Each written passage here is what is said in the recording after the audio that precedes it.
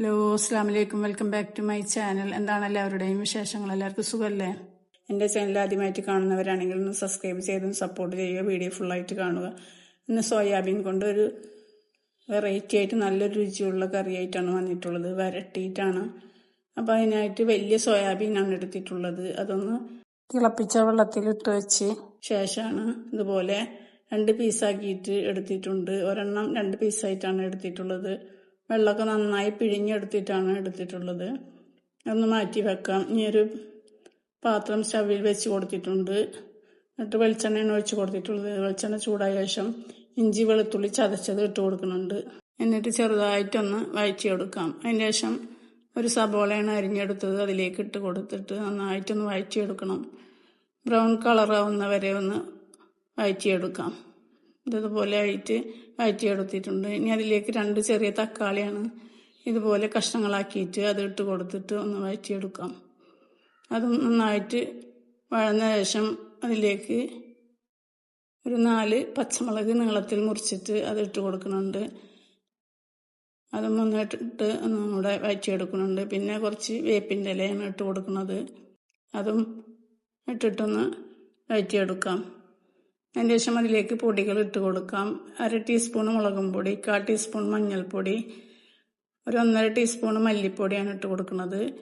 പിന്നെ 1 ടീസ്പൂൺ കുരുമുളക് പൊടി, പിന്നെ ജീരകം ചതച്ചത്, നല്ല ജീരകം ചതച്ചിട്ടാണ് ഇട്ട് കൊടുത്തിട്ടുള്ളത് ചെറുതായിട്ട്. പിന്നെ 1 ടീസ്പൂണ് ഗരം മസാലപ്പൊടി, പാകത്തിന് ഉപ്പ്. എന്നിട്ട് നന്നായിട്ടൊന്ന് മിക്സ് ചെയ്ത് കൊടുക്കാം. അപ്പോൾ അതിലത്തെ മസാല ഒക്കെ നന്നായിട്ടൊന്ന് വറുത്ത പോലെ ആയി കിട്ടണം, എന്നെങ്കിലേ കറിക്ക് രുചി കിട്ടുള്ളൂ. അപ്പോൾ അതൊക്കെ നന്നായിട്ട് വറുത്ത പോലെ ആയി കിട്ടിയിട്ടുണ്ട്. ഇനി അതിലേക്ക് സോയാബീൻ ഇട്ട് കൊടുത്ത് നന്നായിട്ട് എല്ലാം നന്നായി മിക്സ് ചെയ്ത് കൊടുക്കാം. സോയാബീൻ ഇട്ട് കൊടുത്താൽ അതിൽ ഒന്നും പിടിക്കാത്ത പോലെയാണ് തോന്നിക്കുക. അപ്പോൾ വെള്ളം ഒഴിച്ച് കൊടുത്താൽ അതിൽ നന്നായിട്ട് മസാല ഒക്കെ നന്നായിട്ട് പിടിക്കും. അപ്പോൾ പാകത്തിന് വെള്ളം ഒഴിച്ച് കൊടുക്കാം.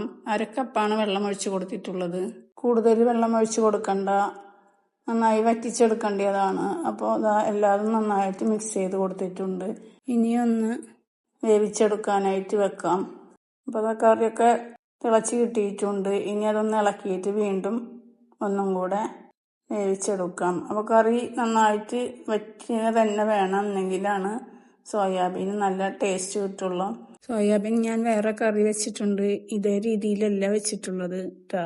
അപ്പോൾ അത് 1/4 ഭാഗം നന്നായി വറ്റി കിട്ടിയിട്ടുണ്ട് കറിയൊക്കെ. ഇനി അതിലേക്ക് ഒരു സബോള നന്നായി കട്ട് ചെയ്തത് ഇട്ട് കൊടുക്കുന്നുണ്ട്. കുറച്ച് തേങ്ങാക്കൊത്താണ് അതിട്ട് കൊടുക്കുന്നുണ്ട്. കുറച്ച് വേപ്പിൻ്റെ ഇലയും. എന്നിട്ട് എല്ലാം കൂടെ നന്നായിട്ട് മിക്സ് ചെയ്ത് കൊടുക്കാം. ഇനി ഒന്നും കൂടെ കറി വറ്റി കിട്ടാനുണ്ട്. അപ്പോൾ നന്നായിട്ട് തന്നെ വറ്റിച്ചെടുക്കാം. ഇനി അതിലേക്ക് ഒരു 3/4 കയ്യിൽ വെളിച്ചെണ്ണ ഒഴിച്ച് കൊടുക്കുന്നുണ്ട്, പച്ച വെളിച്ചെണ്ണ. എന്നിട്ട് നന്നായിട്ട് ഒന്നും കൂടെ വരട്ടിയെടുക്കാം. 2 പ്രാവശ്യമായിട്ടാണ് വെളിച്ചെണ്ണ ഒഴിച്ച് കൊടുക്കുന്നത്. അപ്പോൾ നന്നായിട്ട് വെള്ളം വലിഞ്ഞ പോലെ ആയിട്ട് കിട്ടിയിട്ടുണ്ട്. ഇനി ഒരു സ്വല്പം കൂടെ വെളിച്ചെണ്ണ ഒഴിച്ച് കൊടുക്കാം. ഒരു 1/2 കയ്യിലാണ് ഒഴിച്ച് കൊടുക്കുന്നത്. വെളിച്ചെണ്ണ ഒഴിച്ച് കൊടുത്തിട്ട് നന്നായി ഒന്നും കൂടെ വഴറ്റിയെടുക്കാം. വെള്ളമില്ലാതെ നന്നായിട്ട് ആക്കിയെടുക്കണം, എന്നാലേ നന്നായിട്ട് രുചി കിട്ടുള്ളൂ. അപ്പോൾ നന്നായിട്ട് വഴറ്റിയെടുത്തിട്ടുണ്ട്. ഇനി ഒരു പാത്രത്തിലേക്ക് മാറ്റി കൊടുക്കാം. അപ്പോൾ ഇതുപോലെ ഒന്ന് എല്ലാവരും ഉണ്ടാക്കി നോക്കുക. എല്ലാതും പാത്രത്തിലേക്ക് മാറ്റി കൊടുത്തിട്ടുണ്ട്. ഇനി അതിൻ്റെ മീതെ കുറച്ച് വേപ്പിൻ്റെ ഇല ഇട്ട് കൊടുക്കുന്നുണ്ട്. പിന്നെ സബോള കട്ട് ചെയ്തതും കുറച്ച് തേങ്ങാക്കൊത്തും ഇട്ട് കൊടുത്തിട്ടുണ്ട്. അപ്പോൾ നല്ല രുചിയാണ്. അപ്പോൾ എല്ലാവരും ഇതുപോലെ ഒന്ന് ഉണ്ടാക്കി നോക്കുക. വീഡിയോ ഇഷ്ടപ്പെട്ടാൽ ലൈക്ക് ചെയ്യാനും ഷെയർ ചെയ്യാനും സബ്സ്ക്രൈബ് ചെയ്യാനും കമൻറ്റ് ചെയ്യാനും മറക്കരുത്. വീഡിയോ ആദ്യമായിട്ട് കാണുന്നവരാണെങ്കിൽ ഒന്ന് സബ്സ്ക്രൈബ് ചെയ്ത് സപ്പോർട്ട് ചെയ്യുക. ഇനി മറ്റൊരു വീഡിയോയുമായിട്ട് വരാം.